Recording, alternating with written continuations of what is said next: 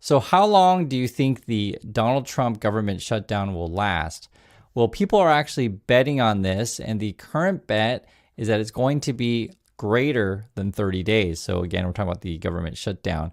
69% chance according to this, and it doesn't necessarily mean it's fact, right? This is just what people are betting on. However, if you take a look at what Hakeem Jeffries just said, it doesn't look good. Have a watch. Have you met with Speaker Mike Johnson? No, Speaker Mike Johnson and I have not met. Why They've not? made the decision. Donald Trump has not given, because Donald Trump has not given them permission to meet, Katie. And we know that until Donald Trump gives them permission to meet, they're going to continue to hide as it relates to sitting down and negotiating a bipartisan agreement. So basically, the two sides aren't meeting. And then you have Donald Trump, who is overseas, looking for ways to enrich himself and put money into his pocket. Now, if you take a look at what Republicans are saying today, this is Mike Lee. He's a senator from Utah. You get a sense of their plan. So this is Mike Lee. He says, if we abolished the TSA, right? So Transportation Security Administration, so people who keep us safe at ports, letting airports and airlines arrange their own security, so they want to privatize everything, we wouldn't have to worry about much about government shutdowns affecting air travel. The same can be said for privatizing air traffic control. Who'd be on board with that? And one thing that they want to do is they want to turn everything into automation and AI. And guess who would probably benefit from that? Someone like Elon Musk. So this is where these situations, the oligarchs, are where they look to profit off of essentially all of these government contracts. And the big problem also then becomes, what if that's all corrupt and you're not necessarily even, well, one is, let's say the plan is just no good at all, right? Let's not privatize everything. Let's keep it public. So there's that. And then let's say if we do privatize it, then you end up just picking your friends, companies who may or may not work. So I hope you guys understand the problem with this stuff about privatizing everything, but that's a discussion. And if you look at something like a Benny Johnson, I just want to show you guys their point of view on this. They're always celebrating that things like the Department of Education are being dismantled. Trump and Russ Vought were referring to the shutdown as an opportunity because they want to fire everyone. And again, you will, from their point of view, you privatize stuff. In my opinion, that should be public. So for example, one big beneficiary of all of the ICE arrests is the private prison system. And I've told you guys about this before, both Pam Bondi and Holman. These are people in Trump's administration. They used to be lobbyists for the private prison system. So this is a geo. If you guys don't know, you can find my other videos on that. But that's sort of where we're going. And it becomes even more apparent to where today there was a hot mic moment where Trump was caught on camera. If you want to watch the video, you can. But I'll just say this. It's really hard to pick out the words that they're saying. However, the Reuters actually did. So I'll just read the transcript. It's way better to read this. It says here, speaking to Trump as the two men stood behind a podium with a microphone, Prabowo, and this would be Indonesia, refers to a region that is, quote, not safe security-wise, and then asks Trump, can I meet Eric? Trump says, I'll have Eric call. We're talking about Trump's kids here. Should I do that? Should I do that? He's such a good boy. I'll have Eric call. Prabowo then says, we'll look for a better place. I'll have Eric call. Okay. Prabowo says Eric or Don Jr. So wants to talk to Trump's kids again. Remember, Trump's kids are all about crypto, building out golf courses, hotels. Now, Trump will claim that he has nothing to do with the family business anymore, that he lets his kids run it. So, which, yes, obviously is ridiculous. I'm just telling you what Trump says. This also says here, Eric Trump and his brother Donald Trump Jr. both serve as executive vice presidents of the Trump Organization, which has business operations involving real estate, hospitality, and blockchain ventures. So that's crypto stuff. The company operates a golf club outside the Indonesian capital of Jakarta.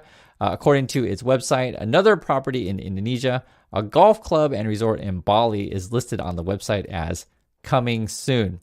So if you ever wonder why things don't improve in USA, why people are struggling with jobs, why people struggle with the cost of healthcare, or why transportation doesn't improve, etc., it's these kind of reasons, right? Trump and his buddies are not interested in helping the general public. They want to fire everyone as much as they possibly can. And if they can, profit off said things by privatizing everything, hey, even better. And the problem is when you start privatizing stuff, you start picking winners and losers, and the winners may not necessarily have the best product. It's just your buddies who, put much put a bunch of bribes in, in your pocket. That's how that game is played. And then you have this peace not guaranteed in Gaza after hostage release and ceasefire deal. I'll just say this, guys. I've seen a lot of turmoil in the Middle East. I'll give it a decade before I declare, hey, there's finally peace.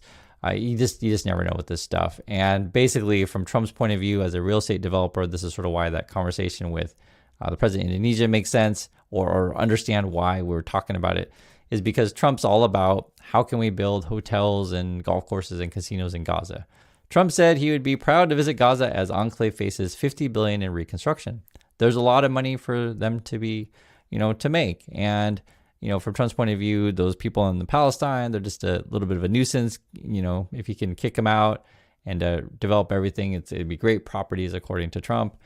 And, we talked about this before on the channel. You can find my older video on this. They leaked out a plan showing said things. And it just goes on and on with the Trump people.